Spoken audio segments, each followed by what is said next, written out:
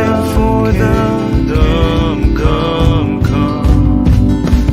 In His name, my Father. In His name, my Father. In His name, my Father. I see.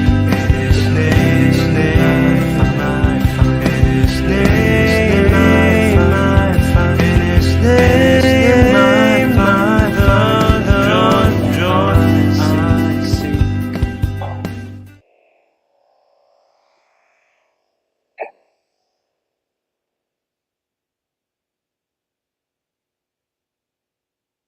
Shalom, selamat malam Bapak Ibu yang terkasih di dalam Kristus.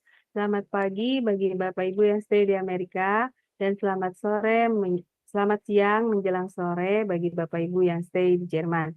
Selamat bertemu kembali pada kelas pembelajaran firman Tuhan di Sema Donai pada hari Sabtu tanggal 26 Oktober 2024. Yang malam ini kita akan belajar tentang materi menggali kitab Rut ya Bapak Ibu, dengan tema kebetulan yang menyempurnakan yang akan dibawakan oleh narasumber kami Pak Pendeta Dr. Kudus Pardede MTH. Baik Bapak Ibu sekalian, sebelum kita memulai kelas pembelajaran kita, mari kita membukanya dengan berdoa terlebih dahulu. Bapa kami yang di surga, terima kasih dan puji syukur ya Bapa, karena pada malam ini kami dalam keadaan sehat, bisa kembali berkumpul di dalam kelas pembelajaran firman Tuhan di Sema Adonai untuk kembali belajar tentang kebenaran firman. Ya Bapa, biar kiranya Engkau selalu menyertai kelas pembelajaran kami ini dan memimpinnya. Dan berkatilah saya ya Tuhan sebagai moderator, mampukan saya untuk bisa melakukan tugas dan kewajiban saya memimpin kelas ini dengan sebaik-baiknya.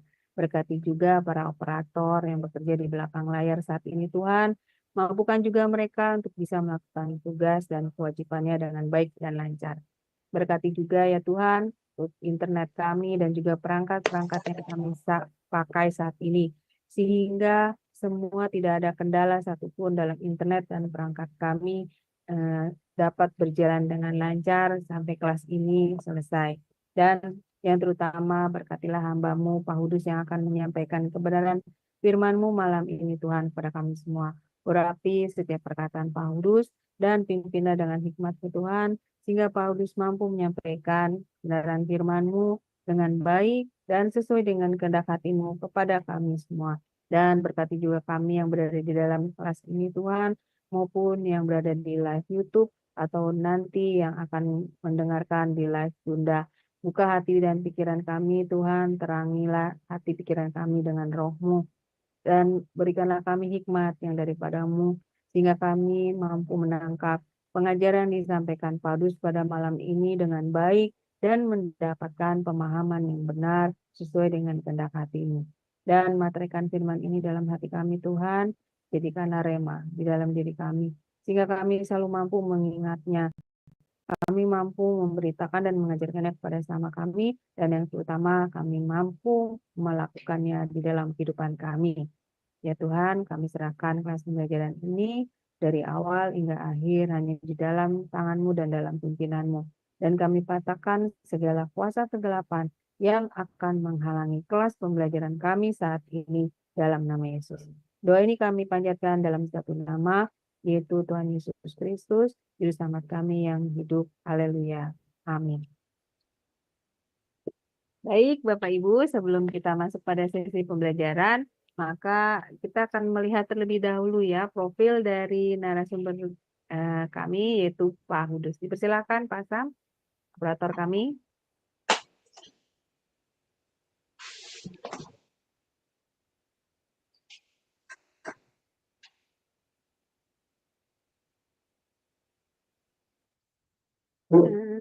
Pak Sam, maaf interupsi, suaranya belum keluar ya.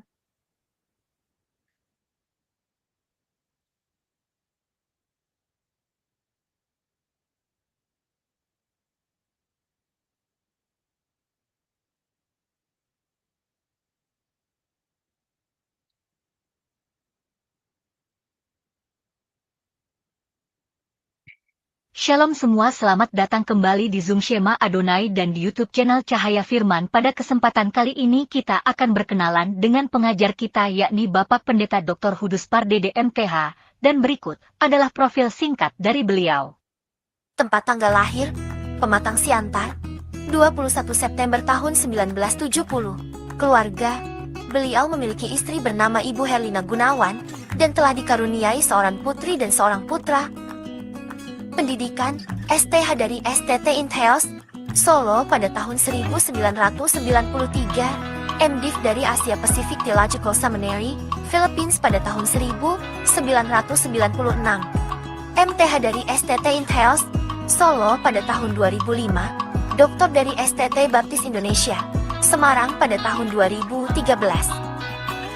Pelayanan, beliau menjadi dosen di beberapa sekolah tinggi teologi diantaranya, dosen tetap di STT Intheos Solo 1996 sampai 2009, dosen tetap di STT Eklesia Jakarta 2009 sampai 2011, dosen tetap di STT Satya Bhakti Malang 2011 sampai 2024, dosen tetap di STT Torsina Surakarta 2024 sampai sekarang, dosen tamu di 11 STT di Indonesia dan mancanegara. Penggembalaan, beliau juga menjadi gembala di beberapa gereja diantaranya Gembala Sidang GSJA Injil Sepenuh di Solo 1997 sampai 2009, Gembala Sidang GSJA Merdeka di Bandung 2009 sampai 2016, Gembala Sidang GSJA Tesalonika Mandarin di Batam 2021 sampai 2023. Beliau juga telah merilis sebuah buku dengan judul Bahasa Ibrani Alkitab pada tahun 2020.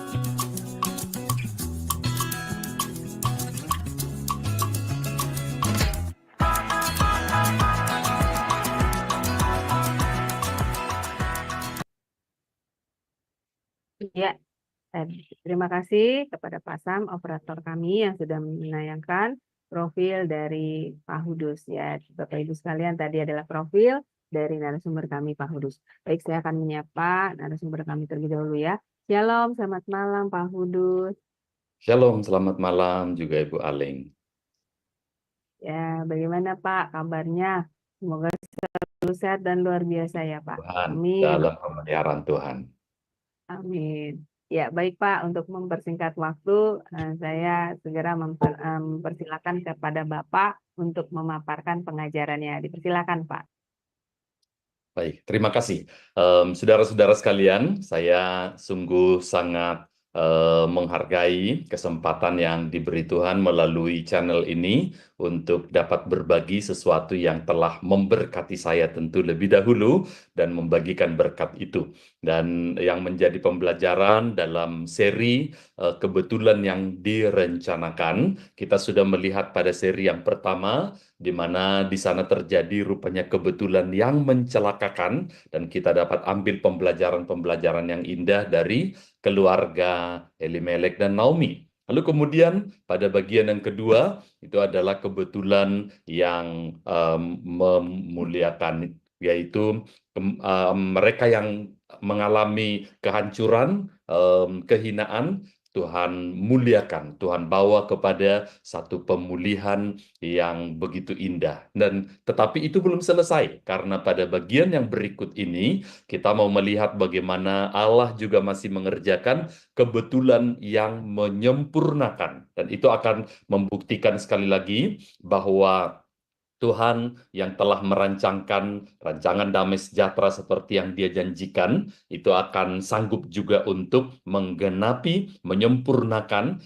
tidak tergantung kepada keadaan, kondisi, halangan, rintangan, kelemahan, kekurangan, tantangan, dan hambatan apapun. Karena Tuhan berada di atas semua kondisi itu, dan yang menjadi pertanyaan tentu bagi kita, jika kita tahu ini adalah rancangan Tuhan juga bagi kita, apa yang menjadi respon, bagian, peranan, tanggung jawab kita. Itulah yang akan kita lihat pada percakapan kita di seri ketiga, sekaligus nanti mengakhiri percakapan atau pembelajaran kita tentang topik ini, yaitu kebetulan yang menyempurnakan. Itu akan kita cakup kali ini dari Rut pasal yang ketiga sampai pasal yang keempat. Berhubung oleh karena dua pasal ini pembacaannya cukup panjang, saya tidak ingin waktunya terlalu banyak terambil, hanya sekedar membacakan, walaupun tetap kita pasti berlandaskan pada firman Tuhan atau kisah Rut yang dicatat dalam kitab Rut, pasal pertama sampai pasal yang keempat, secara khusus pasal 3 dan 4, maka saya hanya menyampaikan gambaran besarnya, untuk kemudian nanti kita bisa memahami alur ceritanya dan mengambil pembelajaran-pembelajaran yang tidak kalah indahnya seperti yang kita dapatkan pada seri yang sama di bagian pertama dan kedua. Kalau kita membaca Rut pasal yang ketiga, maka ringkasan sederhananya saya taruh seperti ini. Kalau ini saya menyampaikan secara ringkas saja, di mana di awal pasal yang ketiga, setelah pernah ada perjumpaan antara Rut dengan Boas sebelumnya di ladangnya, dan Boas menunjukkan kemurahan hati, lalu Naomi memberi petunjuk kepada Rut untuk mendekati Boas. Dicatat di sana bahwa Boas ini ternyata adalah kerabat mereka, dan melihat bagaimana Boas ini menunjukkan juga kesalehannya, ketulusan kemurnian hatinya. Dia juga sangat menghormati walaupun cuma para pekerja, tetapi memperhatikan kesejahteraan, peduli untuk keadaan mereka, termasuk Rut sebagai orang asing yang dia ajak untuk bersama-sama makan bersama dengan pekerja-pekerjanya. Naomi mengatakan kepada Rut untuk pergi ke tempat pengirikan, tetapi tidak memberitahukan Boas tentang apa yang akan terjadi atau direncanakan. Di sini ada peran dari Naomi, tetapi kita lihat nanti Rut melakukan semua yang diperintahkan oleh Naomi, meskipun sebagai seorang perempuan Moab, dia tidak sepenuhnya mengerti tentang praktik budaya, makna simboliknya, dan sebagainya. Dan pada tengah malam, Rut pergi ke tempat Boas yang sedang tidur, membuka selimut kakinya, dan kemudian berbaring di sana sesuai dengan petunjuk dari Naomi, ibu mertuanya. Dan dicatat di sana, Boas terkejut karena memang tidak direncanakan atau tidak diberitahukan ketika dia bangun dan melihat ada Rut di kakinya. Di sini kemudian, Rut mengungkapkan niatnya untuk meminta Boas menjadi penebus mereka, yaitu dia dan keluarganya. Dalam hal ini hanya tinggal 2 orang, yaitu Rut dan kemudian Naomi. Dan Boas memberitahu Rut bahwa kalau untuk tugas itu masih ada satu kerabat yang lebih dekat, yang lebih punya tanggung jawab. Lalu Boas meminta Rut untuk tinggal di sana, di tempat pengirikan itu sampai pagi, lalu kemudian juga masih memberikan jelai kepadanya. Dan Rut kembali kepada Naomi dan menceritakan semua yang terjadi. Naomi mengatakan kepada Rut untuk menunggu dan melihat apa yang akan terjadi, karena Boas dari penyampaian Naomi itu tidak akan berhenti sampai dia menyelesaikan perkaranya hari itu juga.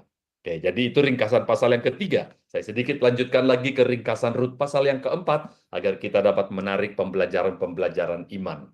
Boas setelah peristiwa pada malam itu dan sampai kepada paginya, lalu pada menjelang siang pergi ke pintu gerbang kota, dan sesuai dengan tradisi yang ada di kota itu, dia bertemu dengan penebus kerabat dari keluarga mertua Rut, yaitu Elimelek, yang tadi sudah disebutkan oleh Boas. Boas mengumpulkan 10 orang tua-tua di kota itu. Itu adalah suatu tradisi untuk mengambil langkah apa yang diperlukan, tidak sesuai dengan budaya mereka saat itu. Dan kemudian Boas mengatakan kepada penebus bahwa Naomi akan menjual tanah milik Elimelek. Kita memahami bahwa di dalam budaya Israel pada masa perjanjian lama, tanah itu sesungguhnya tidak boleh dijual.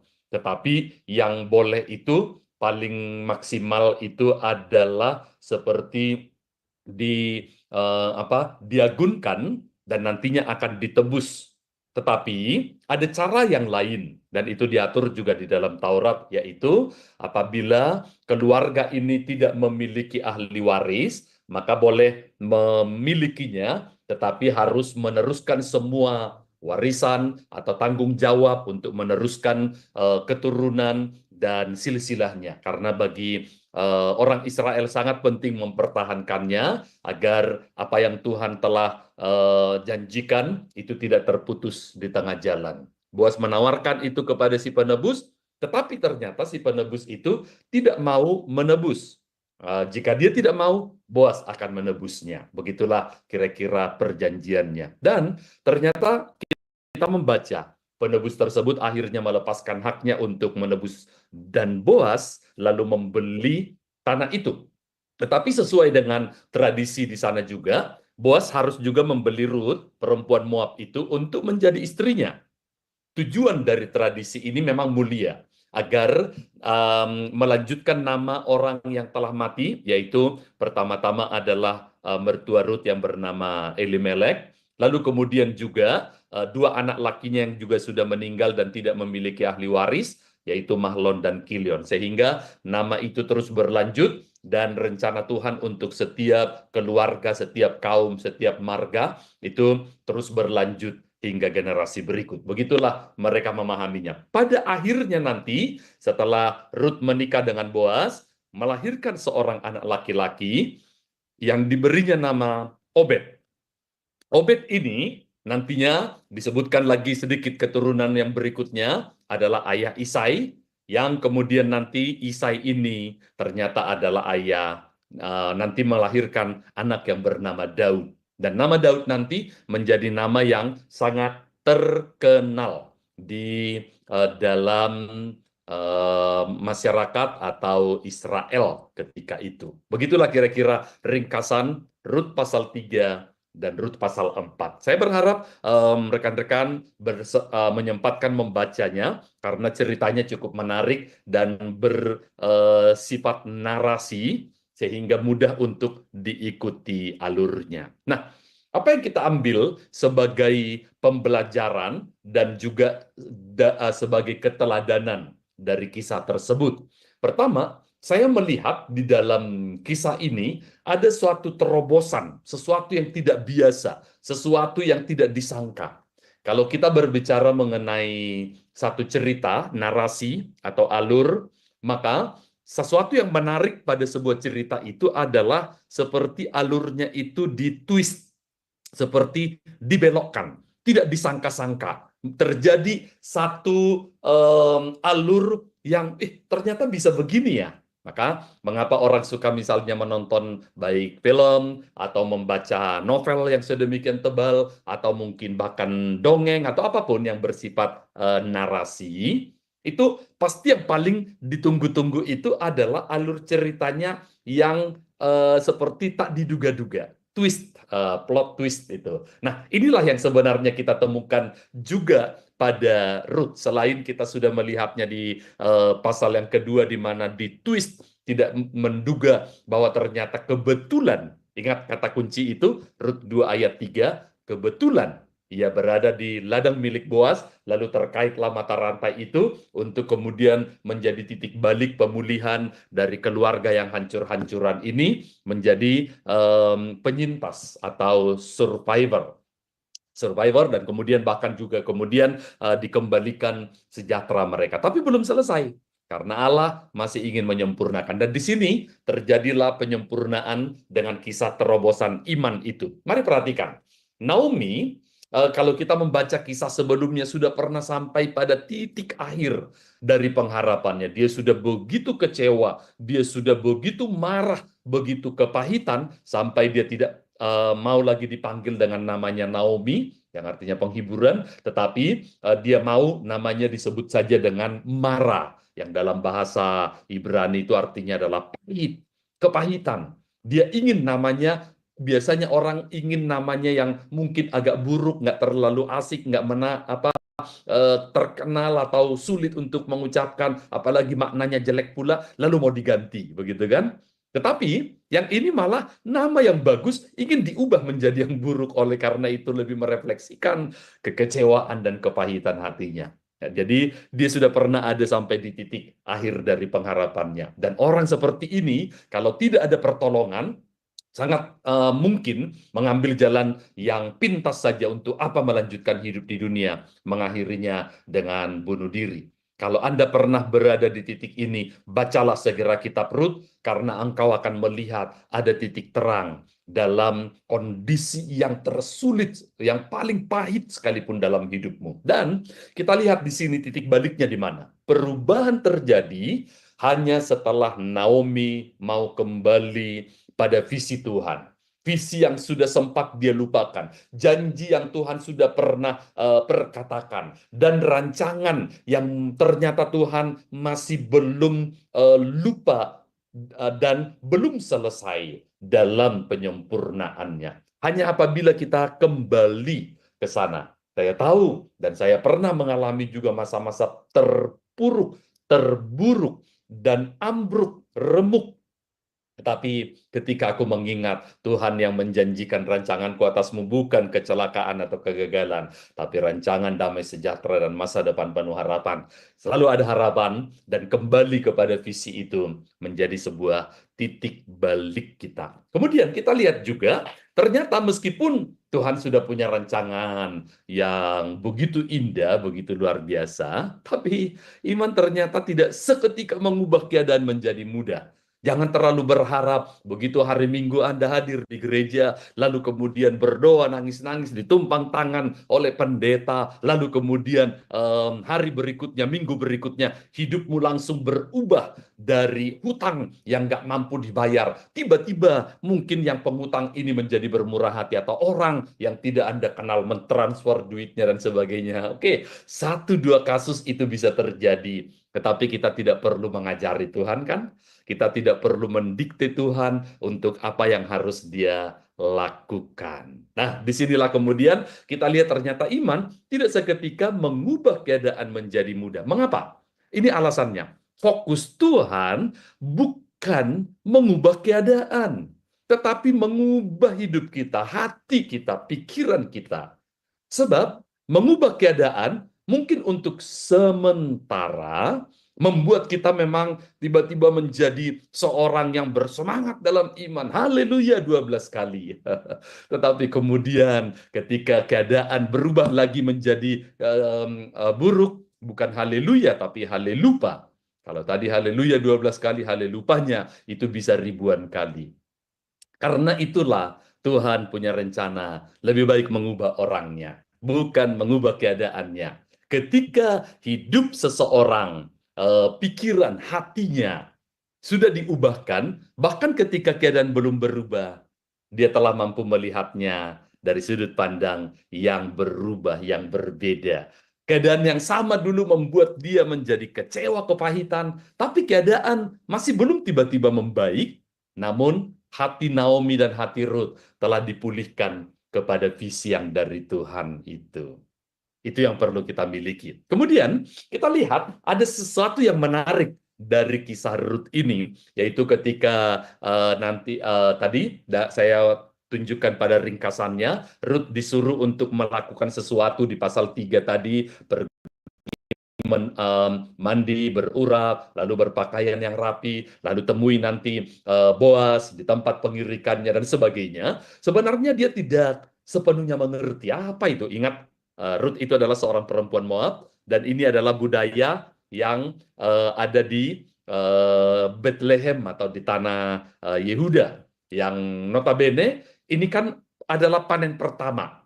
Kalau dicatat pada Rut pasal yang pertama, sebelumnya terjadi kelaparan, pasal 2 Tuhan memulihkan, terjadilah panen, dan kemudian berarti dia belum pernah mendengar atau melihat contoh ini. Disuruh melakukan sesuatu, pergi temui seorang laki-laki malam-malam pula, lalu kemudian mendekat di kakinya, singkapkan selimutnya, tutupi dirimu di dalamnya. Itu kan sesuatu yang mengagetkan banget.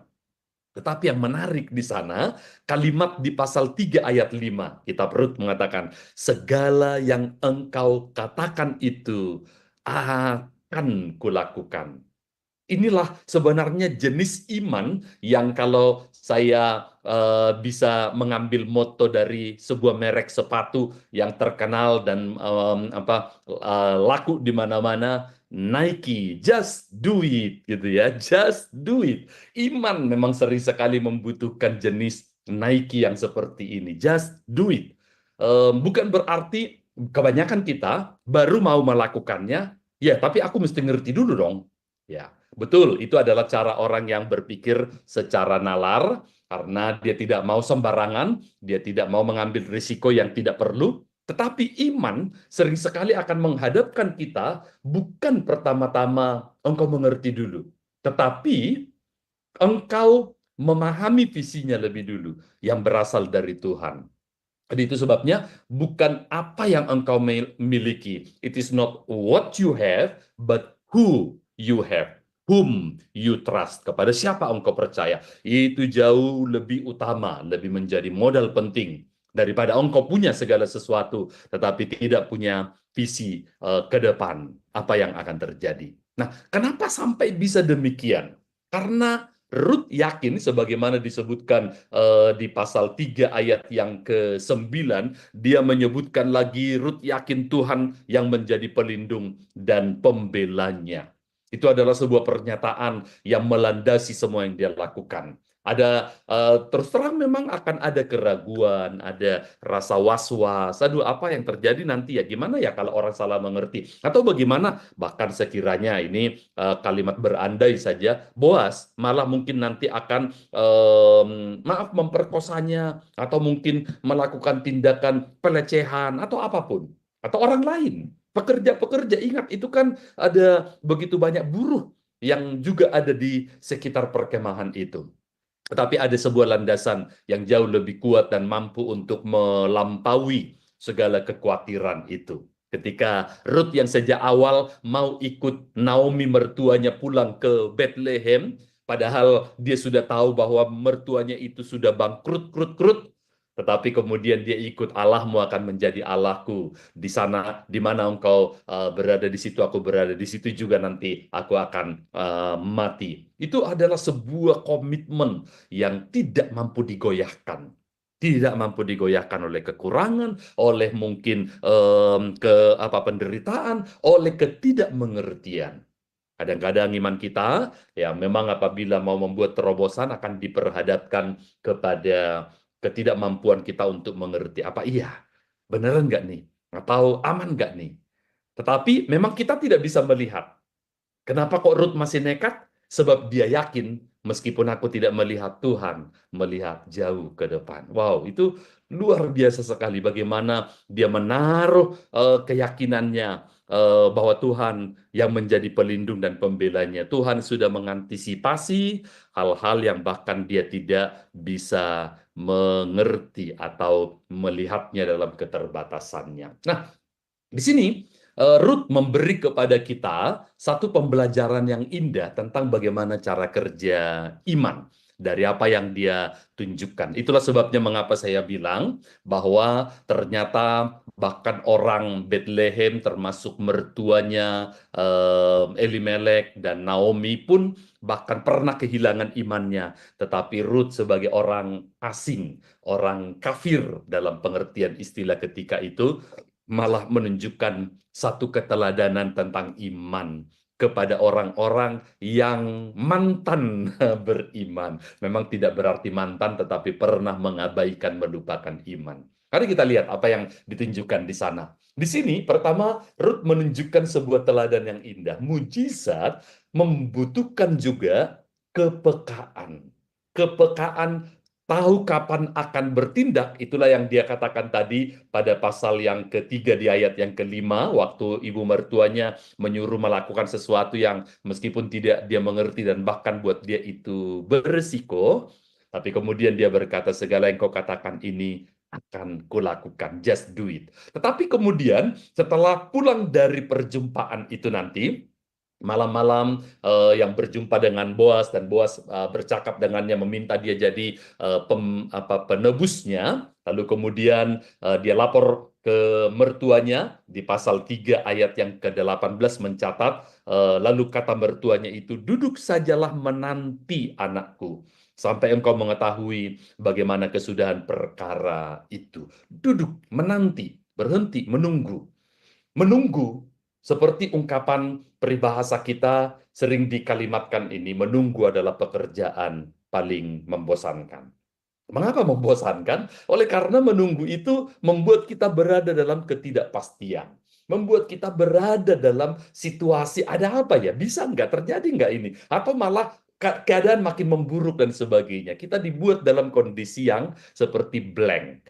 Tetapi ada sebuah ayat di dalam firman Tuhan yang mana Yesaya pernah mengatakan orang-orang yang menanti-nantikan Tuhan itu akan diperbaharui kekuatannya. Mereka seperti Raja Wali yang terbang naik dengan kekuatan sayapnya, berjalan tidak pernah lesu, berlari tidak akan pernah lelah. Wah, kita lihat di sini. Kok bisa? Bukankah sebenarnya menunggu membosankan? Ya, apabila kita berada dalam penantian untuk sesuatu yang tidak pasti, untuk sesuatu yang tidak kita ketahui. Tetapi Ruth menunggu, tetapi menunggu dengan menaruh keyakinannya bahwa Tuhan itu sedang mengerjakan bagiannya. Tadi aku sudah melakukan peranku, dan sekarang bagiannya Tuhan untuk melakukan bagiannya, dan aku tidak perlu mengganggu, nggak perlu ngajarin Tuhan, nggak perlu mendesak-desak lagi Tuhan, seolah-olah dia tidak beres dalam mengerjakan apa yang sedang dia lakukan. Dan disitulah orang-orang yang menanti-nantikan Tuhan itu akan memperbaharui kekuatannya. Bukan menjadi bosan, bukan menjadi lemah, bukan menjadi putus asa, tetapi memperbaharui kekuatannya. Yesaya nampaknya mengalimatkan itu dengan tepat apa yang dicontohkan oleh Ruth di sini. Kadang-kadang memang sebagai orang yang suka cepat misalnya atau pengen itu segera membuahkan hasil, kita tidak sabar untuk menunggu, menanti. Dan kadang-kadang karena penantian yang terlalu lama, tidak sedikit orang justru malah kehilangan kesabaran dan kemudian melepaskan iman mereka. Menunggu pasangan hidup yang nggak datang-datang juga, umur sudah mendekati kadaluarsa, kok jodoh belum kelihatan juga, lalu ya udah siapa ajalah gitu kan. Itu sesuatu yang akhirnya melepaskan iman untuk sesuatu yang sepertinya lebih nyata tampak di depan mata. Nah, Ruth telah memberi kita prinsip iman yang tidak kalah penting. Tahu kapan harus bertindak, dan dia harus bertindak pada waktu itu memang harus dilakukannya, tapi juga tahu kapan berhenti dan menunggu untuk Tuhan yang mengerjakan bagiannya. Diberkatilah kita yang mendapat pelajaran dari Ruth ini. Kemudian kita lihat bagaimana Naomi menyuruh Ruth untuk bertindak dengan cara yang tepat. Walaupun pengertian tepat dalam contoh pasal 3 ini sesuai dengan mungkin adat istiadat pada masa itu, lalu kemudian bersabar menunggu waktu Tuhan yang tepat tadi. Ketika Tuhan memberi harapan, ternyata ia mengharapkan tanggapan dan tindakan iman kita. Jadi Allah bisa bekerja sepihak, nggak perlu Naomi atau Ruth melakukan A, B, C, D, tetapi Allah lebih suka bekerja sama. Allah lebih suka melibatkan kita. Biasanya prinsip mujizat terjadi dalam pola yang seperti ini, yaitu apa yang masih mungkin itu adalah bagian kita, peran kita, tanggung jawab kita. Tapi apa yang tidak mungkin itu sudah urusan bagian pekerjaan Tuhan. Nah, itu sebabnya kita sering sekali masih diharapkan atau diingatkan Tuhan untuk melakukan bagian kita. Bahkan kalau kita tarik mundur ke Rut pasal yang kedua, Tuhan tidak langsung memberkati Rut dan Naomi dengan berkat berlimpah, dengan mengembalikan semua yang telah terhilang, tetapi dimulai bahkan dengan apa? Rut memungut buah jelai yang terjatuh. Berapapun, mungkin hanya cukup kalau toh hari ini kami tidak kelaparan, ya sudah. Paling tidak hari ini adalah wujud anugerah yang Tuhan cukupkan untuk hidup. Besok kesusahan sehari cukuplah untuk sehari, besok entah bagaimana lagi, Tuhan akan buat jalan lagi. Itu adalah sebuah teladan yang tidak kalah indahnya dari Ruth. Dia berani memulai dari sesuatu yang bahkan hanya peran kecil, kemudian Tuhan percayakan lagi yang lebih besar. Prinsip itulah yang pernah Yesus katakan, barang siapa yang setia dalam perkara-perkara kecil, ia akan dipercayakan perkara-perkara yang lebih besar.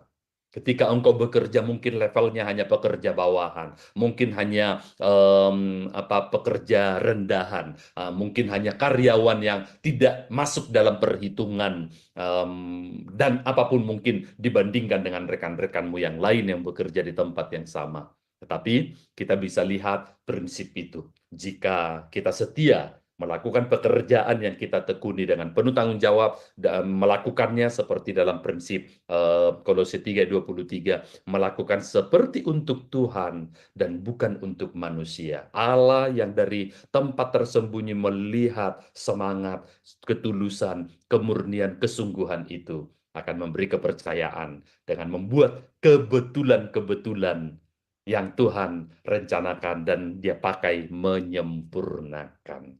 Bertekunlah, jangan pernah menjadi patah semangat mentang-mentang kita berbuat baik lalu dikhianati hanya karena kita jujur, tetapi malah kejujuran itu membuat kita dibuat hancur. Ketika kita memiliki niat yang baik tetapi dimanfaatkan oleh orang lain, jangan kapok berbuat baik.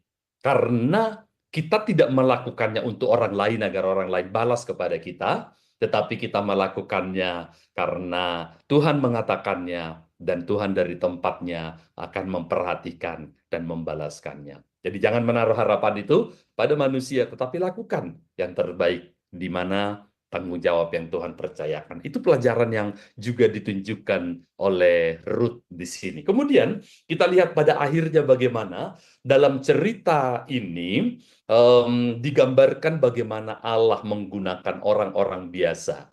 Dalam pengertian biasa di sini kita ingatlah Naomi yang pernah hancur-hancuran, kecewa juga dengan imannya. Lalu Ruth, seorang perempuan Moab, perempuan asing, perempuan yang tidak menunjukkan mungkin berprestasi, entah itu dalam pendidikannya atau mungkin dalam hal apa saja. Mungkin kalau diukur IQ, intellectual quotient, itu mungkin biasa.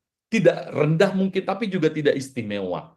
Atau mungkin pendidikannya. Tetapi lihatlah bagaimana orang-orang biasa seperti inilah yang justru Tuhan pakai untuk melaksanakan rencananya. Rencana besar loh ini. Kalau kita lihat nanti pada akhirnya di bagian akhir kisah ini akan terlihat proyek Tuhan itu pertama-tama bahkan di level nasional, tapi lebih jauh lagi nanti kita akan lihat bahkan di level global, internasional, bahkan lintas generasi sampai kepada kita di masa kini. Jadi kalau Tuhan yang sama mampu mengubahkan hidup seorang Ruth, maka Tuhan yang sama yang juga kita kenal dan yang berelasi dengan kita juga sanggup mengubahkan apa yang disebut sebagai nasib dasar kamu, nasib buruk, nasib sial sejak kau lahir, keluarga ini jadi hancur-hancuran sebagainya, enggak masalah. Tetapi karena kita ingat bahwa Tuhan sesungguhnya memiliki satu rancangan yang tidak akan bisa digagalkan atau dibatalkan oleh apapun. Tuhan memakai orang-orang biasa untuk melaksanakan rencana besarnya.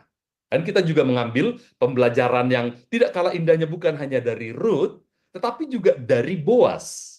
Karena kalau kita ingat tadi dalam percakapannya, Ruth meminta Boas untuk menjadi penebus.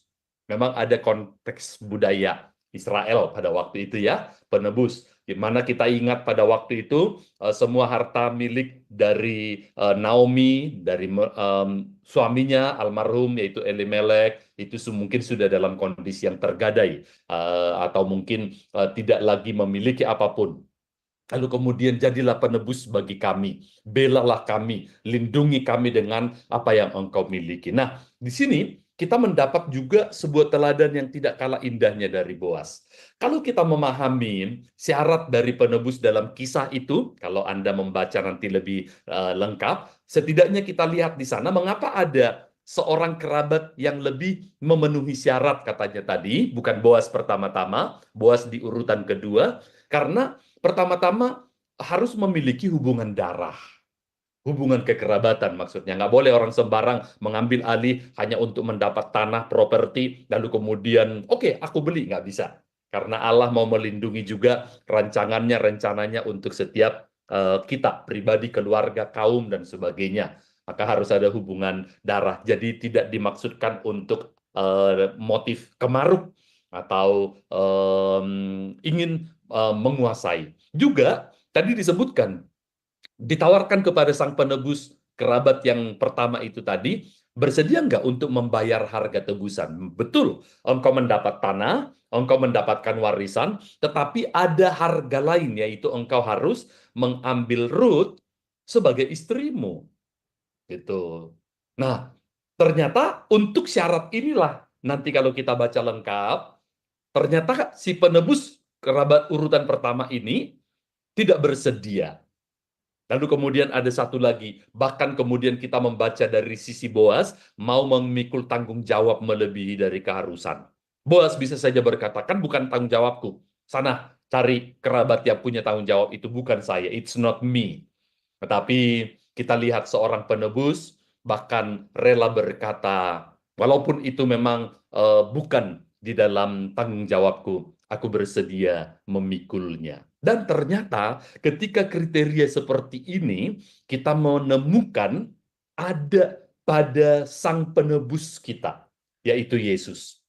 Karakter itu benar-benar terlihat. Kalau kita lihat misalnya bagaimana Boas menjadi tipologi. Tipologi itu seperti lambang atau seperti satu model dari penebus yang menebus kita. Kita bahkan memiliki hubungan darah oleh karena kita ditebus oleh darahnya. Dalam diri kita itu mengalir darah Yesus yang membuat kita punya hubungan kekerabatan. Tentu tidak dalam arti literal, tetapi Alkitab menggambarkannya demikian.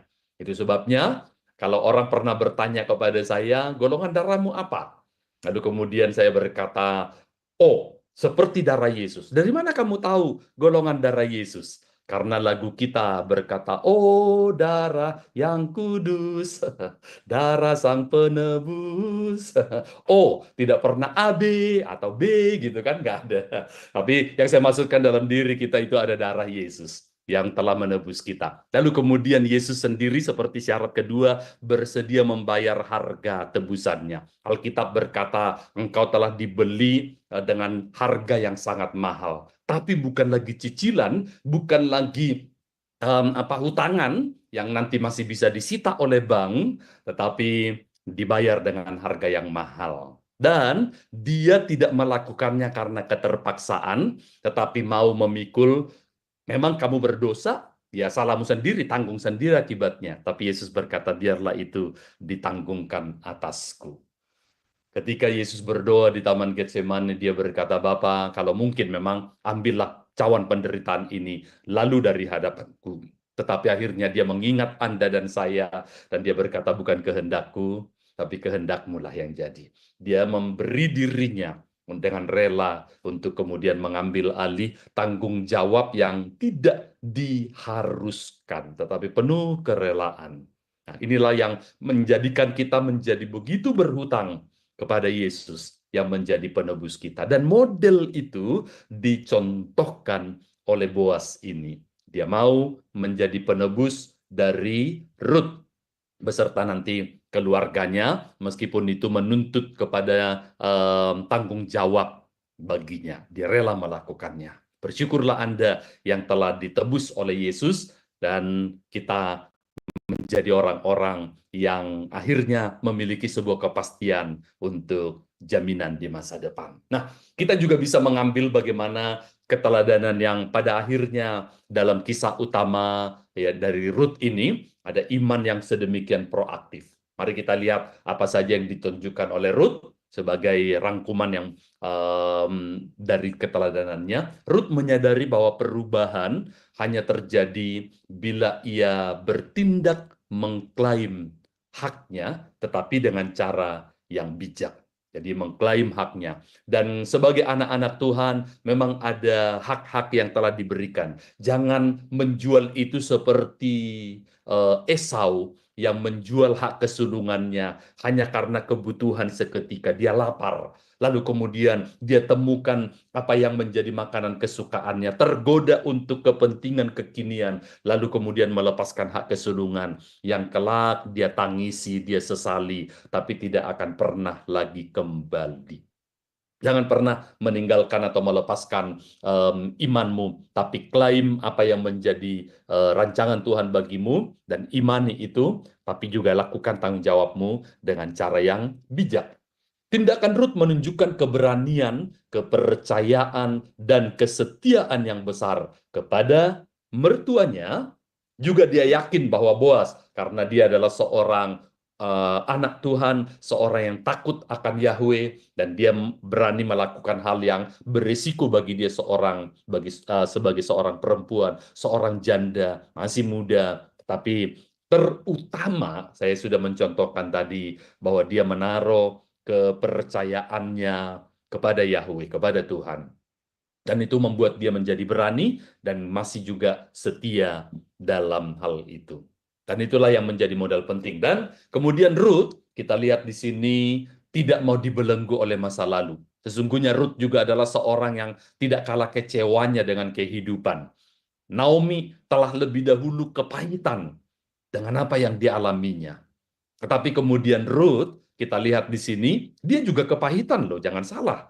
Tadinya dia memiliki harapan yang besar, menikah dengan anak dari Elimelek, yang nantinya tentunya menjadi suaminya, berharap masa depannya akan terjamin, dia memiliki anak dan keturunan. Ternyata mulai dari mertuanya mati, lalu kemudian mereka mulai kehilangan penopang utama, tapi syukurlah suamiku masih hidup. Ternyata mereka belum punya keturunan pun, suaminya udah keburu mati pula. Dan karena itu mereka mengalami kebangkrutan, nggak punya apa-apa, terjual. Bahkan seperti yang digambarkan oleh Naomi, dengan tangan penuh aku berangkat, tapi dengan tangan kosong Tuhan memulangkan aku.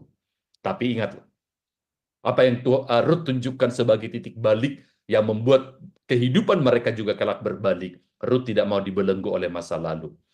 Entah seperti apa masa lalumu, mungkin itu sesuatu yang tidak ingin diingatkan, diceritakan kepadamu, mengingat wajah orang tertentu, nama orang tertentu, itu membuat kemarahanmu kembali lagi bangkit. Mungkin merencanakan sekali waktu, tunggu tanggal mainnya, aku akan temui dia, aku akan habisi dia. Tetapi kemudian Ruth menyadari bahwa kebencian seperti tema-tema di film-film action, film Hollywood, atau mungkin film apa saja yang biasanya tema tentang balas dendam itu, rasanya kalau udah membalaskan dendam, puas rasanya hidup ini, rasanya lega. Tapi ketahuilah bahwa pembalasan dendam itu sesungguhnya tidak pernah memberi kelegaan, sebab yang ada kemudian adalah rasa bersalah, lalu kemudian rasa takut akan dibalas lagi oleh orang-orang yang lain. Kalau tidak oleh orang keluarganya atau siapapun, mungkin juga dari jalan yang lain sebagai hukum tabur tuai. Jadi film-film yang membuat tema pembalasan dendam itu lalu puas, itu sebenarnya kebohongan. Itu sebabnya Alkitab selalu memberikan satu solusi, kejahatan bukan dibalas dengan kejahatan, tetapi balaslah kejahatan dengan kebaikan. Jangan mau dibelenggu oleh masa lalu. Dengan demikian, itulah jalan untuk dia dipulihkan. Naomi, Ruth dipulihkan. Tetapi tidak berhenti ternyata di sana. Ternyata Ruth menjadi sarana pemulihan bagi banyak orang. Lihatlah Naomi yang kepahitan, dan ternyata dulunya Ruth tidak dihitung. Karena dia katakan, dengan tangan penuh aku dulu berangkat dari Bethlehem ke Moab, tapi dengan tangan kosong aku dipulangkan oleh Tuhan. Dia lupa, dia tidak menghitung bahwa ternyata Tuhan memberikan kepadanya berkat yang luar biasa, seorang menantu yang sangat mengasihi dia. Dan menjadi sarana Tuhan untuk memulihkan. Baik itu bukan hanya memulihkan ekonominya, harta milik yang telah hilang, tetapi yang paling utama, memulihkan imannya. Itu tidak dia hitung dulu. Berbahagialah saudara kalau sekarang mungkin tidak dihitung, nggak dianggap, nggak ada apa-apanya, nggak apa-apa. Imanmu yang proaktif itu sanggup nanti mengubah image yang sedemikian. Bertekunlah, bertahanlah, dan engkau akan melihat tanggal mainnya Tuhan untuk menyempurnakan. Melalui kebetulan-kebetulan yang Tuhan atur menyempurnakan. Oke, jadi nanti dipulihkanlah keluarga itu, tapi tidak kalah pentingnya ini, saudara, bahwa ternyata Israel pun dipulihkan melalui Rut dan keluarganya. Nanti kita lihat klimaksnya sedikit lagi. Kita juga menangkap pembelajaran ini bahwa iman Rut bahkan melampaui adat Israel. Ingat, kita sudah membaca Ulangan 23 ayat 3 pada seri sebelumnya, di mana sebagai perempuan Moab, Rut itu harusnya baru bisa diterima setelah nanti keturunan ke-10. Karena ini adalah bangsa yang mungkin dianggap haram gitu ya, haram hukumnya untuk dia bergabung dengan jemaah Israel. 10 keturunan barulah bisa itu dimurnikan, begitulah saking parahnya mungkin pemahaman mereka atau sikap mereka terhadap perempuan Moab dan Amon. Namun ternyata kisahnya nanti menunjukkan pada generasi yang ketiga, Rut telah melahirkan generasi yang berkenan kepada Tuhan dan berkenan kepada Israel. Yaitu kalau kita baca nanti riwayatnya, bagian akhir saya akan menunjukkan Rut 4 ayat 17 disebutkan di sana. Pada Naomi telah lahir seorang anak laki-laki, lalu mereka menamakan namanya Obed. Dialah ayah Isai, ayah Daud. Jadi 3 keturunan sesudah Rut dan Boas itu nanti akan melahirkan Daud. Dan tahukah saudara, Daud itu menjadi raja yang kedua di Israel. Tidak kalah uniknya, Daud menjadi patokan untuk mengukur seberapa berhasilnya raja-raja Israel. Sebab nanti raja-raja berikutnya selalu diukur, dia hidup benar seperti Daud leluhurnya. Atau sebaliknya, dia hidup tidak dalam dosa, tidak seperti Daud leluhurnya. Selalu patokannya itu adalah Daud. Luar biasa. Dilahirkan orang-orang yang keturunan ilahi apabila kita sendiri mau hidup dalam rencana ilahi. Jadi pemulihan hidupmu akan sangat menentukan bukan hanya dirimu, keluargamu, tetapi bahkan juga kemudian keturunan seperti apa yang engkau hasilkan. Baik secara iman, tidak terkecuali juga secara biologis. Mulailah itu dari dirimu. Jangan pernah mau terpuruk lagi dengan apapun yang selama ini menjadi kekecewaan dan kegagalan. Itu pernah terjadi, tetapi itu tidak menjadi penentu siapa dirimu dan bagaimana hidupmu. Maka izinkan Tuhan untuk mereka ulang, membuat kebetulan-kebetulan untuk menyempurnakan itu. Nah, kita lihat ternyata Daud menjadi raja yang jempolan. Sampai sekarang, kalau Anda melihat bendera Israel, itu adalah bendera bersegi 6. Disebut bendera Israel sampai sekarang itu adalah The Star of David, KKW Daud, gitu ya. Kenapa? Karena itu adalah bintang yang di tengah, itu bintang bersegi 6, ya, bukan bintang bersegi 5 ya, karena kalau bintang bersegi 5 mengingatkan kita pada bir bintang, tetapi ini adalah bintang Daud. Mereka mengingat bagaimana seorang Daud yang berkenan kepada Tuhan dan kemudian menjadi sarana memulihkan Israel menjadi kerajaan yang kokoh.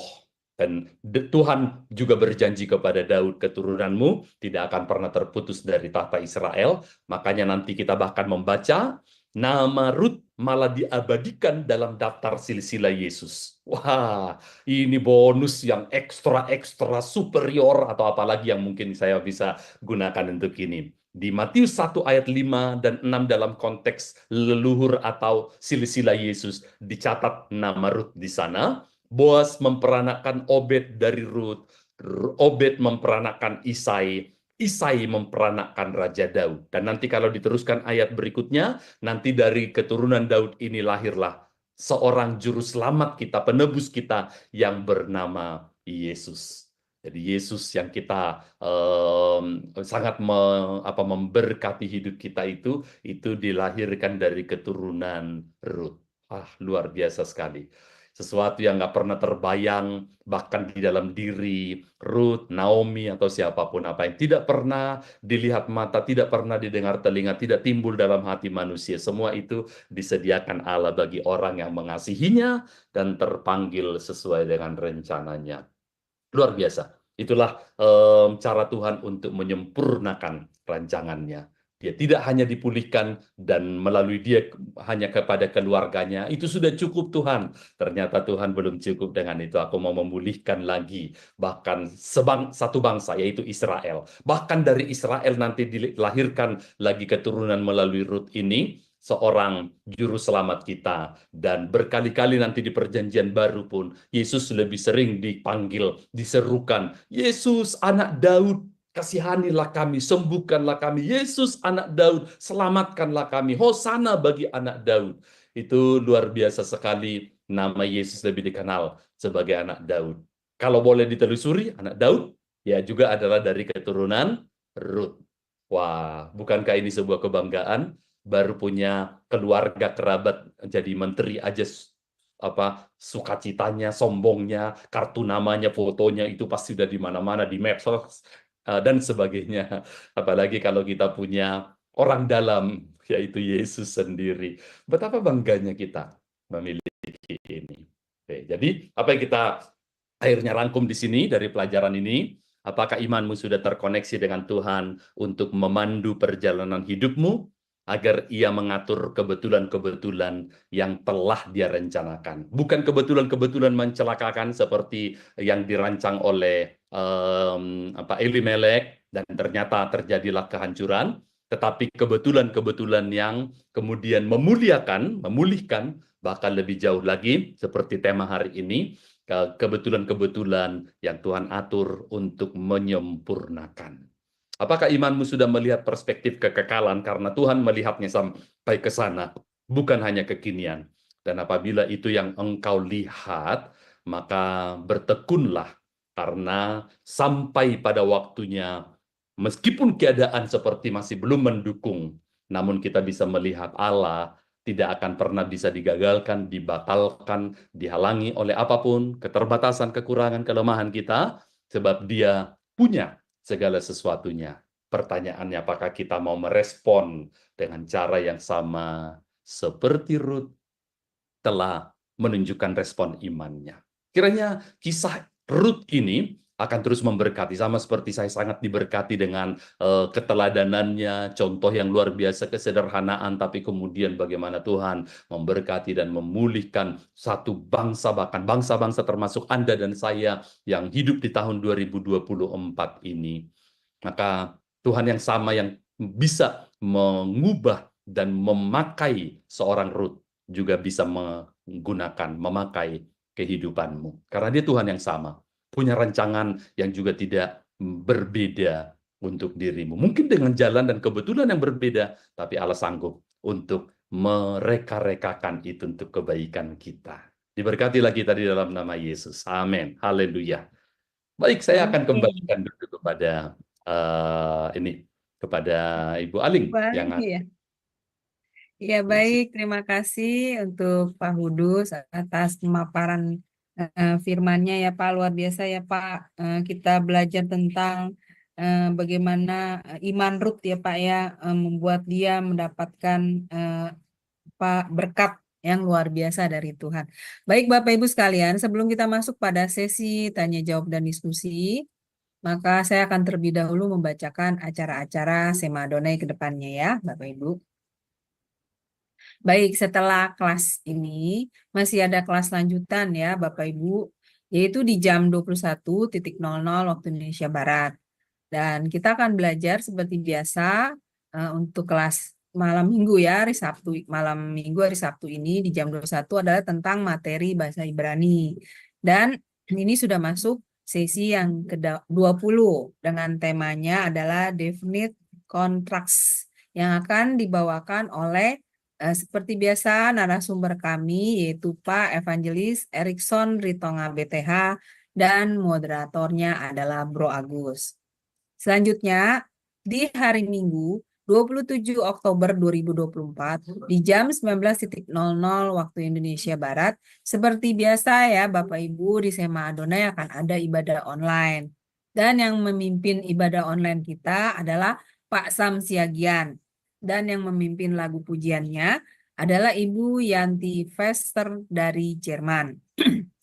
Dan untuk tema ibadah online kita itu adalah Jam Kehidupan yang akan dibawakan oleh Pak Evangelis Joseph Kuntadi, SEMTH. Selanjutnya, ini adalah renungan pagi Sema Adonai Bapak Ibu diadakan setiap hari, mulai dari hari Senin sampai dengan Sabtu, dimulai dari jam 5.30 pagi waktu Indonesia Barat. Dan dilayani oleh hamba-hamba Tuhan yang sangat memberkati. Jadi Bapak Ibu sekalian, untuk renungan pagi Sema Adonai ini dapat Bapak Ibu ikuti lewat Zoom Sema Adonai atau lewat channel YouTube Cahaya Firman. Jadi bagi Bapak Ibu yang belum mensubscribe channel kami, channel Cahaya Firman, tolong subscribe channel YouTube kami, Cahaya Firman. Supaya Bapak Ibu bisa mengikuti keseluruhan acara-acara Sema Adonai, terutama yang tidak di-live-kan di channel-channel lain, seperti program Renungan Pagi Sema Adonai, kemudian Renungan Pagi dari Bapak Gembala kami sendiri, yaitu Pak Pendeta Daniel Palungan, yang diadakan setiap hari Jumat 1 kali dalam seminggu, dan juga ibadah online Sema Adonai. Dan tolong bantu share ya Bapak Ibu channel Cahaya Firman ini kepada yang lain. Sehingga semakin banyak juga orang-orang yang bisa mengikuti keseluruhan acara-acara Sema Adonai lewat channel Cahaya Firman. Dengan begitu Bapak Ibu telah membantu channel kami, channel Cahaya Firman, untuk menjadi lebih berkembang dan menjadi berkat lagi bagi banyak orang. Terima kasih Bapak Ibu atas perhatiannya. Sekarang kita masuk pada sesi tanya jawab dan diskusi ya Bapak Ibu. Dan bagi Bapak Ibu yang ingin bertanya atau sharing tentang pemaparan materi dari Pak Hudus malam ini, harap raise hand terlebih dahulu ya Bapak Ibu, sehingga bisa dibuka mic-nya oleh operator kami. Aduh maaf, serak. Ya baik, Pak Hudus, terima kasih Pak. Ya. Untuk pemaparan malam ini ya Pak, luar biasa kita belajar dari imannya Ruth ya Pak. Dan saya tertarik ini di sini Pak, terobosan iman. Nah, di sini kan dikatakan bahwa mereka bisa memperoleh kebetulan yang menyempurnakan itu karena terobosan iman dari mereka ya Pak, dari Naomi dan Ruth. Dari Naomi kan pada akhirnya dia kembali ya Pak pada visi dari Tuhan. Dia jadi ingat kembali kepada Tuhan ya Pak, untuk dia bertekad kembali ke tanah Israel ya Pak, tanah Kanaan tempat dia dulu menetap. Nah itu dari Naomi. Nah dari Ruth ini, dia ini taat ya Pak, melakukan apa yang dikehendaki gitu dari Tuhan, untuk dia memilih untuk setia ya Pak, percaya kepada Tuhan. Nah di sini kan disebutkan juga bahwa iman tidak seketika mengubah keadaan menjadi mudah. Nah fokus Tuhan bukan mengubah keadaan tetapi mengubah hidup kita. Nah yang dimaksud dengan mengubah hidup kita ini maksudnya karakter kita ya Pak, kerohanian kita, apa seperti itu Pak Dus? Ya silakan diperjelas ya. Ya, ada kalanya kita begitu berharap untuk Tuhan segera mengubah keadaan kita, keuangan kita, karir kita, atau mungkin apapun yang biasanya yang menjadi concern, kepedulian kita, apa yang menjadi kebutuhan pergumulan kita. Namun, ternyata dari kisah Ruth ini, kita lihat bahwa rancangan Tuhan itu lebih utama atau lebih dahulu atau sebagai prioritas memulihkan hidup kita. Mulai dari seperti Naomi yang telah pernah kecewa dengan Tuhan, kehilangan iman pengharapannya, itu sesuatu yang perlu dipulihkan. Begitu juga dengan mungkin karena bagaimanapun seorang yang kepahitan akan cenderung mewujudkan kepahitan itu dari perkataannya, sikap, perkataan, perlakuan. Orang yang terluka cenderung melukai orang lain. Makanya tadi seperti yang saya sebutkan, dia dalam kekecewaannya tidak pernah menganggap Ruth pada awalnya, sehingga dia katakan dengan tangan kosong. aku dipulangkan oleh Tuhan, misalnya. Nggak dianggapnya Ruth sebagai sesuatu yang sangat berharga yang Tuhan ternyata berkatkan, anugerahkan dalam hidupnya. Tapi kita bisa lihat itu sesuatu yang perlu dipulihkan. Jadi apabila Tuhan telah memulihkan sikap kita, pandangan kita, iman, pengharapan kita, maka bahkan sekiranya keadaan tidak atau belum berubah, kita telah lebih mampu untuk menjalani hidup ini tidak lagi terbelenggu oleh kekecewaan tadi atau kemarahan, kepahitan, dan hanya tinggal menunggu waktunya Tuhan untuk kemudian memulihkan semua yang terhilang itu. Tetapi sebelum waktu pemulihan itu dalam bidang keuangan kah, karir kah, atau mungkin relasi dan sebagainya, hidup kita telah lebih dahulu pulih. Kita menjalaninya menjadi lebih tangguh, teguh, berpengharapan, bergairah, bersemangat. Daripada kalau hidup kita belum dipulihkan, mungkin keuangan dipulihkan, tapi belum tentu hati telah kembali menjadi sejahtera, misalnya. Ini berarti hidup yang tidak sepenuhnya bisa dinikmati. Makanya saya membuat tadi sebuah pembelajaran dari Ruth ini, bahwa fokus Tuhan pertama-tama bukanlah memulihkan mungkin keadaan kita, keuangan kah, karir kah, relasi, keluarga, atau apapun yang lain-lain, tapi pertama-tama memulihkan hidup kita juga. Hidup kita lebih dulu, karena itu menjadi modal penting untuk menghadapi kondisi yang belum disempurnakan, masih menunggu waktu atau proses Tuhan. Itu adalah proses atau prioritas Tuhan. Begitu. Betul sekali ya Pak Hudus. Nah ini banyak anak-anak Tuhan yang nggak mengerti ya Pak cara kerja Hmm, Tuhan ini yang seperti ini ya. Mereka ya. maunya kalau menghadapi keadaan yang sulit, Hmm, maunya instan, maunya cepat. Saat ini juga benar. harus berubah gitu. Ya. Jadi kalau enggak ya mereka kebanyakan jadi ya banyak yang murtad ya Pak, Hmm, meninggalkan Tuhan, lalu mereka memilih jalan sendiri, cara sendiri. Nah, pelajaran hari bagus sekali ya Pak Hudus memberi pencerahan bagi kita semua ya Bapak Ibu bahwa terobosan iman itu harus kita pelajari dari Ruth ya Pak. Dan di sini juga kita harus mengerti bagaimana kehendak Tuhan gitu. Jadi Tuhan itu pastinya akan mengubah ya Pak keadaan kita, tidak akan membiarkan kita terpuruk terus, tapi Tuhan mau mengubah hidup kita. Nah, ini luar biasa, Pak. Dan satu lagi cara kerja iman di mukjizat nih, Pak. Saya tertarik sekali dikatakan bahwa mukjizat membutuhkan kepekaan, tahu kapan akan bertindak dan berhenti atau menunggu. Nah, ini Pak, pada saat menunggu ini yang biasanya nggak sabar nih, Pak Hudus, Ya. bener nggak Pak? Iya kan Pak? Silakan Pak. Iya, diperjelas lagi Pak. Menunggu ini jadi Ya. bagaimana Pak? Sikap kita? Iya, iya. Silakan. Em, Ketika tadi saya menjelaskan mengapa dalam ungkapan atau peribahasa kita disebutkan menunggu adalah pekerjaan paling membosankan, oleh karena kita apabila kita menunggu dalam ketidakpastian atau dalam ketidaktahuan, dalam kondisi tidak bisa memiliki satu jaminan bahwa itu sesuatu yang sudah digaransi. Ya, oleh karena kita memang tidak bisa menggaransi orang lain, kalau kita janjian ketemu dengan seseorang, tetapi kemudian ternyata orang itu tidak memenuhinya, kita bisa apa untuk mengendalikan orang lain? Tapi kita bisa melihat kalau kita menanti-nantikan Tuhan, maka di situ letak bedanya tadi ketika saya bandingkan dalam Yesaya. Waktu Yesaya juga pernah menanti-nantikan Tuhan, kok lama banget sih Tuhan, ini aku sudah berdoa, mungkin berpuasa, sudah menderita, tetapi kemudian dia mengambil sebuah simpulan yang indah, orang yang menanti-nantikan Tuhan, itu akan diperbaharui kekuatannya, bukan dihabisi kekuatannya, bukan menjadi makin bingung, kecewa, dan sebagainya. Karena dalam penantian itu justru mereka makin belajar sesuatu. Jadi pertanyaannya, apakah dalam penantian itu kita makin dekat dengan Tuhan, kita makin menangkap sesuatu yang makin tajam, makin menguatkan, makin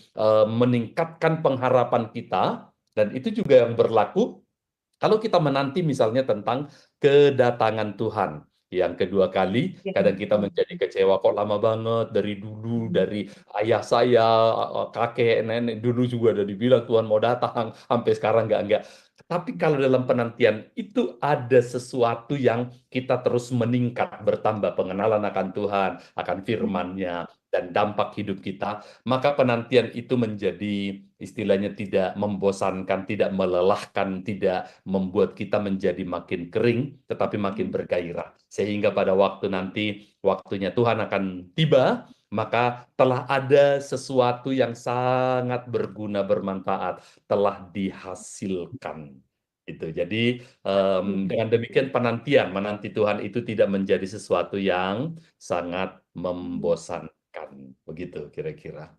Berarti harus ada effort ya Pak dari kita ya Pak, Ya, berusaha untuk betul sekali. dalam penantian itu kita berusaha ya Pak untuk terus memperkuat iman kita. Seperti Ruth ya Pak, dia terus percaya, dia terus Ya, berharap. Nah, ya seperti itu. Wah, luar biasa sekali Pak Udus pemaparan materi malam ini ya. Nah, ini ada yang bertanya nih Pak dari Ibu Ingrid ya Pak dari Sulawesi Utara. Dia bertanya, Pak Hudus, apakah yang dimaksud Naomi tangan kosong juga dimaksud dalam hal materi yang bangkrut dan kematian ketiga anggota keluarga penunjang utama kehidupan keluarga, sehingga karena Ruth seorang perempuan, jadi tidak dianggap, berarti bisa memenuhi keperluan kehidupan sehari-hari. Tidakkah demikian juga maksudnya? Ya, silakan Pak Hudus untuk menjawab pertanyaan ya, dari ya. Ingrid. Iya. Ya, Ibu Ingrid, cermatan Ibu memang cukup baik untuk melihat konteks yang terjadi dalam kisah keseluruhan dan situasi yang berlangsung. Kalau kita jejerkan, makanya saya membuat tema dari seri ini yang pertama adalah kebetulan yang mencelakakan. Betul, itulah yang terjadi mulai dari kelaparan, lalu kemudian pindah, dan di sana sebentar mereka sepertinya nampaknya dibuat berhasil, tapi kemudian mulailah terjadi yang tak terduga, kematian dari si kepala keluarga Elimelek, lalu kemudian belum berhenti di sana, matilah juga dua anak lakinya Mahlon dan Kilion, dan tentu sebagai para perempuan di negeri Moab yang tidak memiliki akses yang setara dengan pria dalam konteks budaya ketika itu, tentu mereka harus kehilangan banyak hal. Termasuk tentunya adalah harta milik mereka. Harus jual ini, jual itu, lepas apa yang ada. Sampai seperti yang digambarkan oleh Naomi di dalam Rut pasal 1 ayat 21. Itu disebutkan dengan tangan penuh dulu aku berangkat, tetapi dengan tangan kosong Tuhan memulangkan aku. Itu tentu termasuk dari sisi dia telah mengalami kekosongan tadi, kehampaan dari sisi harta, lalu anggota keluarga, betul tadi. Tetapi juga mengapa itu menjadi sesuatu yang sangat mengecewakan, bahkan memahitkan hidupnya. Karena dia sudah kehilangan atau kehampaan dalam iman dan pengharapannya juga.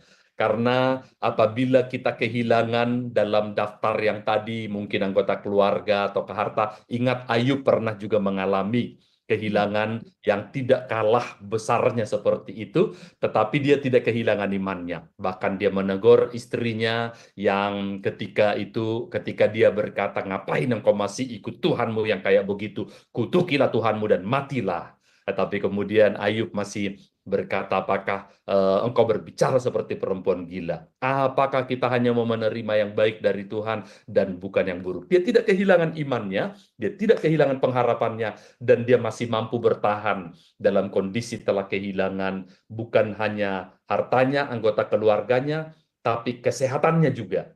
Namun dia tidak kehilangan iman dan pengharapannya. Jadi yang membuat Naomi memang betul-betul menjadi benar-benar hampa, lalu kemudian kepahitan, itu justru karena dia kehilangan yang paling penting dari hidupnya, yaitu iman pengharapannya. Makanya itulah yang dicontohkan oleh Ruth. Sebaliknya, Ruth memulai dari ketiadaan harta, nggak punya anggota keluarga kecuali hanya ibu mertuanya, nggak punya backing, nggak punya siapapun, tetapi dia memiliki iman dan pengharapan, dan itulah yang kemudian kelak memulihkan, mengembalikan segala yang terhilang ini. Jadi menjadi sebuah pembelajaran yang indah dalam kehilangan semua yang sangat berharga bagi kita. Setidaknya jangan satu ini terhilang, yaitu iman pengharapan. Itu. Jadi tepat sekali tadi pengamatan Ibu Ingrid, tapi belum menyebutkan tentang hilangnya iman atau pengharapan dari kehidupan Naomi, dan itulah yang membuat dia menjadi kering dan bahkan kemudian menjadi kepahitan. Begitu. Wah, bahaya sekali ya Pak kalau sampai hilang iman dan pengharapan. Itu jadi apa? Pahitan ya Pak. Waduh, Betul, jangan betul sekali. jangan terjadi pada kita anak-anak Tuhan ya Pak. Betul sekali. Ya. Ya, semoga terjawab ya Ibu Ingrid pertanyaannya oleh Pak Hudus. Ya baik, kita kontak Ibu Heni ya Pak. Shalom Ibu Heni. Monitor Bu. Iya. Sepertinya Ibu Heni tidak monitor ya Pak. Ya Ah baik. ya, saya tadi ke belakang. Sorry. Ibu, Ibu Iya. gimana sharing Bu tentang Tapi dengar saya ini? pakai Bluetooth tuh. Saya pakai Ya. Bluetooth, saya dengar pertanyaan Ibu apa namanya tadi, Bu Ingrid, bagus Ya. banget ya. Ya. Ya, saya sangat diberkati dari pelajaran ini, Pak. Memang perlu diulang lagi untuk didengar ya. Dan paling penting harus dibaca itu buku Kitab Rut. Betul. Dan saya banyak terinspirasi dari kehidupan Ruth juga sih. Jadi banyak mempengaruhi iman saya, bagaimana dia itu jadi wanita yang humble menurut saya ya. Dia Ya. tidak membawa kebudayaannya, tapi bagaimana dia bisa blend. Nah, banyak orang tuh nggak bisa blend, Pak. Dia mau masuk Kristen, tapi dia masih mempertahankan kebudayaan keluarganya, negaranya, gitu. Itu aja sih. Baik, saya kembalikan ke Bu Aling. Iya. Kalau Ruth ini luar biasa ya Bu Heni ya. Dia mau meninggalkan tradisi keluarganya ya Pak Hudus ya. Meninggalkan apa? Agama, maksudnya Tuhannya yang dulu ya. Dia memilih untuk mengikut Yahweh. Dan ini juga tentang Boas ini juga, wah, ini Boas juga ini seorang yang luar biasa juga ya Pak. Dia maksudnya dia mempunyai karakter rela berkorban ya Pak, berarti ya Boas ini ya Pak. Betul ya Pak Hudus seperti itu. Ya. Boas Tepat ini sekali. kan tipologinya Tuhan Yesus ya Pak. Iya. Dalam hal bagaimana dia disebut sebagai penebus, dan natur penebus itu tadi seperti kriterianya. Yang menjadi tipologinya. Ya, tipologi Kristus itu luar biasa. Dan model si Ruth ini, kita melihatnya banyak loh Pak yang di luar sana itu mengeraskan hati ya. Nah Ruth ini kan baru berkeluarga dengan keluarga mertuanya, suaminya, baru dengar sekilas lah.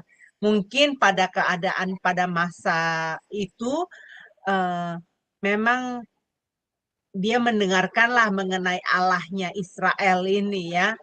Tetapi hati yang lembut itu mau menerima pengajaran yang benar.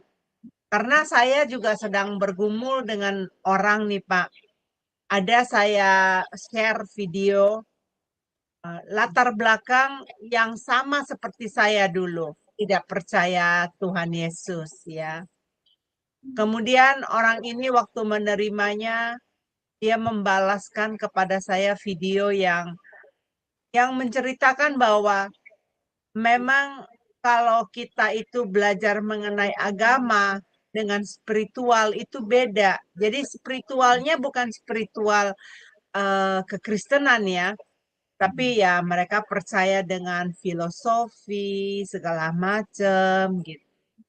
Tetapi kan coba kalau orang itu mengetahui bahwa keselamatan itu tidak ada di Tuhan yang mana, hanya satu, hanya Tuhan melalui Yesus Kristus.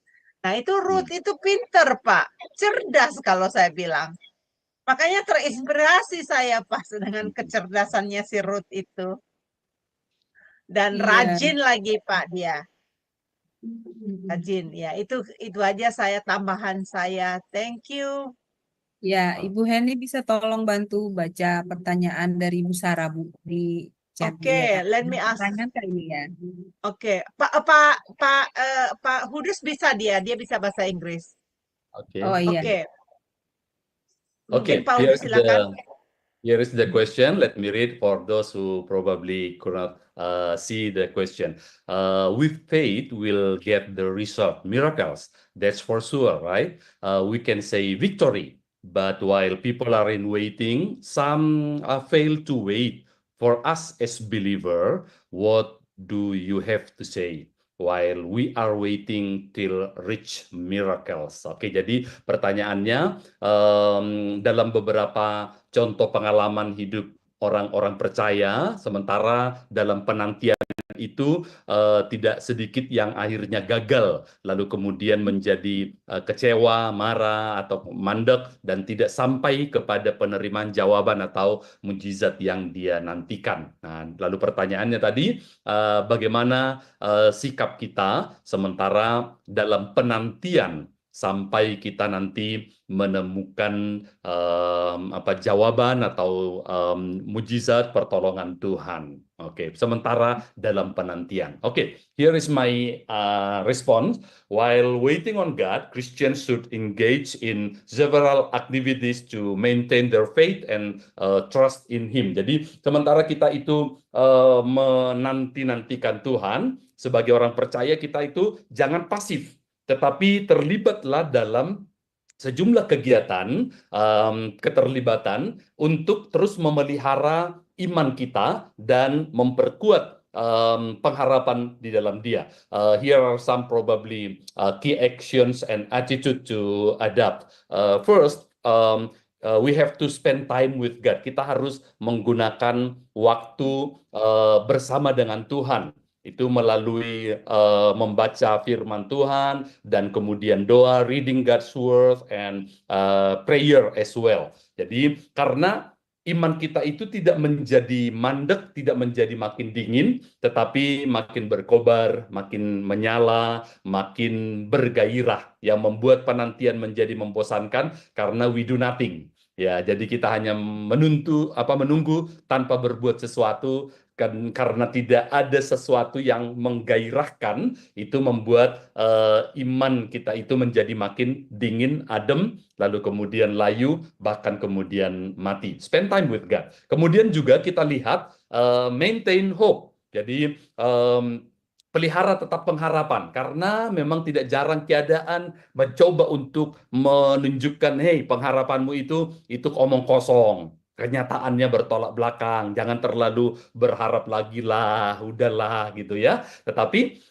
we recognize that hope is an expectation of something happening, and ultimately our hope should be in Christ. Trust that He can be trusted because He knows best and works everything out perfectly. Jadi pengharapan kita itu bukan kepada diri kita, kepada keuangan orang lain atau seseorang yang mungkin kita harapkan. Sebab malah diingatkan kepada kita, justru kecewa atau terkutuklah orang yang menaruh pengharapannya kepada manusia, tapi diberkatilah orang yang menaruh pengharapannya di dalam Kristus. Karena mengapa ini tidak akan mengecewakan? Karena Kristus tidak akan mampu untuk digagalkan, dikalahkan oleh faktor apapun. Keadaan bisa berubah, kalau Kristus dia tidak berubah. Nah, taruh pengharapan kita di dalam Kristus. Dan tidak kalah pentingnya adalah serve God actively. Jadi layani Tuhan secara aktif, berpartisipasilah. Sama seperti api yang apabila tidak dikobarkan, itu akan padam juga. Nah, iman, pengharapan juga bisa padam apabila tidak ada hal yang kita gunakan untuk mengobarkannya. Jadi, continue serving God by doing what you already know to do. Waiting does not mean folding your hands and being passive, but rather maintaining an attitude of hope and service. Jadi menanti-nantikan Tuhan itu nggak berarti lipat tangan, ongkang-ongkang kaki, udah pokoknya tinggal tunggu, nggak. Tetapi berbuat sesuatu seperti tadi kita lihat Ruth, melakukan perannya, memungut sisa-sisa dari panen itu sedikit demi sedikit, tetapi kemudian Tuhan melihat kesungguhan itu, memberi kepercayaan yang lebih besar, jalan-jalan yang tak terduga, kebetulan-kebetulan yang menyempurnakan. So, acknowledge the sovereignty of God, okay? Kedaulatan Tuhan over every situation. Pahamilah, understand that even difficult circumstances are under His control, and trust that He has made them so for a greater good. Jadi jangan pernah kehilangan itu. Kalau Tuhan yang menjanjikan rancanganku damai sejahtera dan aku itu akan membuat jalan-jalan yang tidak biasa, maka ketika kita terus aktif, kita tidak lagi fokus hanya tinggal menunggu endingnya, tetapi sementara itu berbuat sesuatu yang produktif, dan ternyata jalan Tuhan sering sekali malah di jalan yang kita tidak pernah sadari ini ketika kita terlibat di sana. So, resist negative thoughts, jadi tolaklah pikiran-pikiran negatif yang mencoba untuk melemahkanmu. Grow in knowledge and obedience. Jadi bertumbuhlah terus dalam pengenalan akan Tuhan, akan firman-Nya, dan dalam ketaatan. Maka ketika miracles, mujizat itu terjadi, kita tahu bahwa kita tidak menanti dalam kehampaan, kekosongan, atau kepasifan, tetapi dalam iman yang aktif dan bahkan proaktif seperti Ruth tadi. Okay, so I think that would be my response. Thank you for very excellent questions. Ya, terima kasih katanya Pastor ya Pak Hudus ya. Iya, terima kasih Ibu Sarah untuk partisipasinya. Ya, baik, luar biasa ya Pak pemaparan materi Pak Hudus malam ini sangat mendekati kami semua Pak, memberikan suatu penghiburan dan kekuatan, terutama bagi yang merasakan ada beban ya dalam diri ya. Nah, ini hari ini kisah Ruth ini menguatkan kembali sekali lagi iman kita ya Pak, dan membangkitkan lagi sekali lagi iman pengharapan kita. Luar biasa Pak Kudus. Baik, karena waktu sudah juga berlanjut 1,5 jam tanpa terasa ya Pak, kita bisa akhirin kelas kita malam ini ya Bapak Ibu. Baik, Pak Kudus bisa closing statement dengan pemaparan materi malam ini, lalu pimpin doa berkat bagi kami semua ya Pak. Ya, dipersilakan. Baik, Ruth sesungguhnya adalah seorang biasa. Dalam penggambaran tentang pribadinya tidak disebut bahwa dia seorang yang mungkin istimewa atau menonjol, entah dari sisi kecerdasannya kah, atau mungkin tampilannya kah, atau apapun yang lain. Bukan berarti sama sekali dia juga buruk dalam semua hal, enggak, tetapi boleh kita simpulkan dia hanya orang biasa rata-rata seperti umumnya kita, just like most of us probably here. Tetapi kita lihat bahwa Allah tidak mensyaratkan untuk proyek besarnya dikerjakan oleh orang-orang besar, orang-orang hebat, tetapi orang-orang sederhana seperti Ruth, tetapi yang mau mendedikasikan diri mereka all out untuk Tuhan. Dan ada peran yang memang Tuhan harapkan sebagai respon iman kita, tetapi tidak kalah pentingnya Allah lah sesungguhnya yang berperan dalam narasi, dalam riwayat kehidupan kita. Pada akhirnya dialah yang menjadi hero, menjadi pahlawan dalam semuanya itu. So, keep trusting Him, because your faith in God will never disappointing. Iman di dalam Tuhan, pengharapan dalam Tuhan tidak pernah mengecewakan. Mari kita berdoa. Bapa, terima kasih untuk kesempatan yang baik, yang indah, yang mulia. Pada hari ini kami berkesempatan lagi disegarkan pengenalan kami akan Engkau, rancangan-Mu, terutama melalui keteladanan seorang yang tampaknya biasa dalam kehidupannya, tapi Allah yang luar biasa mampu dan sanggup mengerjakan hal-hal yang melampaui yang bisa dipikirkan, direkayasa oleh siapapun. Maka Tuhan yang sama yang telah sanggup untuk membuat dan mengubah hidup Ruth sedemikian juga sanggup untuk mengubahkan hidup kami. Kami hanya mau belajar sekarang untuk menaruh iman pengharapan kami di dalam Kristus, dan kemudian kami pun akan mengalami Tentu dengan cara yang berbeda dan kreatif dari Tuhan, tetapi dengan prinsip-prinsip yang kami dapatkan ini. Tolonglah kami yang kadang-kadang kehilangan iman pengharapan atau melemah oleh karena kami terlalu membiarkan pikiran negatif, kecewa, kepahitan, atau mungkin kondisi yang tidak mendukung sebagai tolok ukur. Kali ini kami mau menaruh tolok ukurnya adalah firman-Mu yang tidak akan berubah dalam segala zaman. Berkatilah kami agar kami pun menjadi berkat bagi banyak orang seperti Ruth yang bukan hanya diberkati tapi menjadi berkat bagi keluarganya, bagi bangsanya, bahkan bagi bangsa-bangsa dan bagi kami pada malam hari ini. Karena itu, limpahkanlah anugerah-Mu atas kami, damai sejahtera dari Allah Bapa, cinta kasih yang selalu baru dari Yesus Kristus, dan persekutuan dari Roh Kudus akan selalu menyertai kami, menjaga tubuh jiwa roh kami, iman pengharapan kami akan terpelihara sempurna hingga Maranatha Tuhan datang, membawa kami dalam kemuliaannya sampai selama-lamanya. Kami yang diberkati berkata, amin. Tuhan memberkati kita sekalian. Haleluya. Amin. Ya, baik. Terima kasih Pak Hudus untuk pelayanannya bagi kami semua. Sangat memberkati ya Pak. Semoga pelayanan Pak Hudus selalu diberkati Tuhan lebih dan lebih lagi menjadi berkat bagi banyak orang. Dan Pak Hudus Amin. selalu diberikan kesehatan. Amin. Ya, baik Bapak Ibu sekalian. Semoga pengajaran malam ini menjadi berkat bagi Bapak Ibu ya. Dan jangan lupa Bapak Ibu setelah kelas ini masih ada kelas lanjutan ya di pukul 21.00 waktu Indonesia Barat. Kita akan belajar tentang materi bahasa Ibrani. Ya, baik Bapak Ibu sekalian, tetap stay bersama kami ya untuk kelas selanjutnya. Terima kasih Bapak Ibu atas kebersamaannya. Tuhan berkati. Shalom, shalom, shalom.